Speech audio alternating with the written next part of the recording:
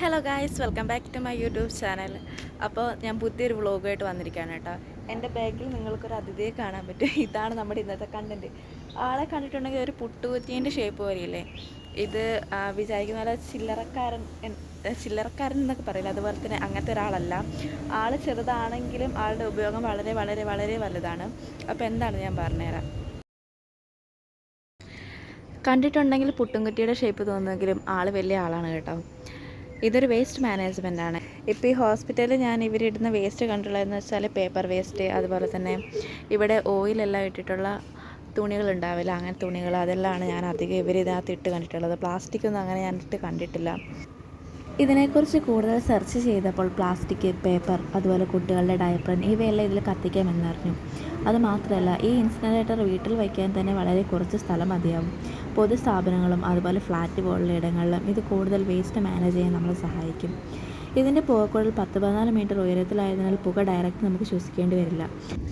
അതുപോലെ തീയെല്ലാം കത്തിക്കുന്ന സമയത്തുള്ള ചൂട്, ആ ചൂട് ഏൽക്കാതിരിക്കാനൊക്കെ നമുക്കിത് ഹെൽപ്പ് ചെയ്യും കേട്ടോ. പിന്നെയെന്ന് വെച്ചാൽ ഈ വേസ്റ്റ് നമ്മൾ ഇതിലിട്ട് കത്തിക്കുന്ന സമയത്ത് വേസ്റ്റെല്ലാം ഇട്ടതിന് ശേഷം ഇവിടെ ഇവർ ചെയ്യുന്നത് കണ്ടിട്ടുള്ളതാണ് കേട്ടോ. വേസ്റ്റ് ഇതിനകത്ത് ഇട്ടതിന് ശേഷം ഇവിടെ സൈഡിൽ തന്നെ ഇവർ ലാമ്പ് വെച്ചിട്ടുണ്ട്. നമുക്ക് ലാമ്പോ തീപ്പെട്ട് എന്തെങ്കിലുമൊക്കെ ഉപയോഗിച്ച് അതിൻ്റെ ഉള്ളിൽ തന്നെ ഒരു പേപ്പറിൽ കൊളുത്തിട്ട് ഇട്ടിട്ട് ഇതങ്ങ് അടച്ചു വെക്കുക. നമ്മൾ പുറത്താണെങ്കിൽ തീ കത്തിയെങ്കിൽ തീയെല്ലാം അടഞ്ഞു പോകാനും, അതുപോലെ മഴയാണെങ്കിൽ തന്നെ അണഞ്ഞു പോകാനും, അതുപോലെ കാറ്റ് വരുമ്പോൾ പാറിപ്പോകാനൊക്കെ ചാൻസ് ഉണ്ട്. ഇതാണെങ്കിൽ മഴയാണെങ്കിലും വെയിലാണെങ്കിലും ഏത് കാലാവസ്ഥയിലായാലും ശരി നമുക്ക് വേസ്റ്റെല്ലാം നന്നായിട്ട് കത്തിക്കാനൊക്കെ പറ്റും. ഇത് അടച്ചു വെച്ചിട്ടുണ്ടെങ്കിൽ നമുക്ക് വേറൊരു പ്രശ്നം വരില്ല. പിന്നെയെന്ന് വെച്ചാൽ ഞാനിതിൽ വേസ്റ്റ് കത്തിക്കൊണ്ടിരുന്ന സമയത്ത് തന്നെ ഇതിലൊന്ന് ടച്ച് ചെയ്തിട്ടുണ്ടായിരുന്നു. ഇത് കത്തുന്ന സമയത്ത് ഇവിടെ ചൂടേൽക്കുമോ എന്നുള്ളത് അറിയാൻ വേണ്ടിയിട്ട്. ഒട്ടും ചൂടുണ്ടാവില്ല കേട്ടോ. ഇത് സാധാരണ എങ്ങനെയാണ് ഉണ്ടാവുക, അതിൻ്റെ തണുപ്പ് അതുപോലെ തന്നെ ആയിരിക്കും ഉണ്ടാവുക. അതുപോലെ ചൂട് അങ്ങനത്തെ കാര്യങ്ങളൊന്നും ഇതിൽ വരില്ല.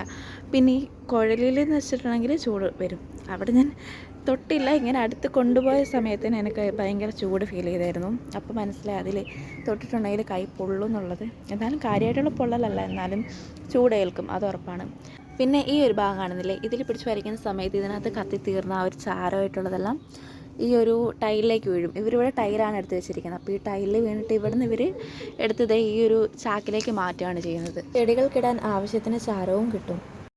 ഇൻസിനറേറ്ററിനെ പറ്റി എനിക്കറിയാവുന്ന കുറച്ച് കാര്യങ്ങൾ ഞാൻ പറഞ്ഞു തന്നിട്ടുണ്ട്. അപ്പോൾ നമ്മുടെ ഇന്നത്തെ വീഡിയോ ഇത്രയേ ഉള്ളൂ. എല്ലാവർക്കും ഇഷ്ടപ്പെട്ടെന്ന് വിചാരിക്കുന്നു. ഇഷ്ടപ്പെട്ടിട്ടുണ്ടെങ്കിൽ സബ്സ്ക്രൈബ് ചെയ്യുക, സപ്പോർട്ട് ചെയ്യുക.